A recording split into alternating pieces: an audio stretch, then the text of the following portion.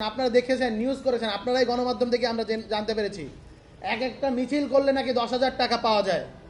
মিছিলের সামনে যদি থাকে তাহলে 15,000 টাকা পাওয়া যায়।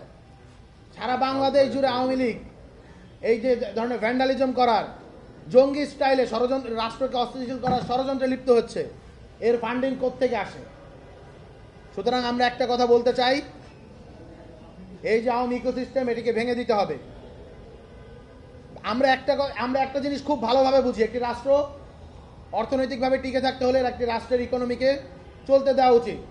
কিন্তু সেই ইকোনমি একটা বড় অংশ যখন পতিত ফ্যাসিবাদের নিয়ন্ত্রণে থাকে, তাদের এনাবেলার হয়, বাংলাদেশপন্থী অর্থনীতিক না হয়ে সেগুলো যখন দিল্লি থেকে নিয়ন্ত্রিত হয়, তখন এটা বললাই বাহুল্য, বিচারিক প্রক্রিয়ার মধ্য দিয়ে ব্যতীত অন্য কোনোভাবেই এই বাংলাদেশের পতিত ব্যবসায়ীদের রিকনসিলিয়েশন সম্ভব না।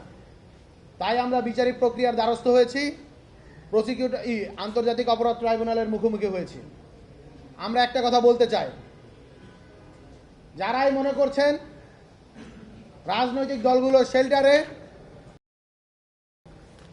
বিভিন্ন পাওয়ারফুল শেল্টারে, অন্যান্য যে পাওয়ার স্ট্রাকচারের যারা স্টেক হোল্ডার রয়েছেন তাদের শেল্টারে গিয়ে যারা ফ্যাসিবাদের পদলেহন করেছেন, এখন অপেক্ষা আছেন দিল্লি থেকে আপা টুক করে ভিতরে চলে আসবে এবং আপনারা আবারও এদেশের ভিতরে রাম রাজত্ব কায়েম করবেন, আবারও এদেশের ভেতরে আপনাদের যে হত্যাযজ্ঞ সেটি কায়েম করবেন, তাহলে আপনারা ভুল ভাবছেন। সুতরাং আমরা আজকে অভিযোগ দায়ের করেছি। ছবিটা 25 জনের বিরুদ্ধে।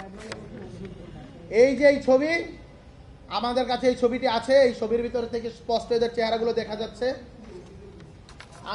আমরা এর মধ্যে 25 জন ব্যবসায়ীর নাম আইডেন্টিফাই করেছি এবং তাদের নামে অভিযোগ করেছি, এবং অজ্ঞাতনামা আরও 200-র অধিক রয়েছে।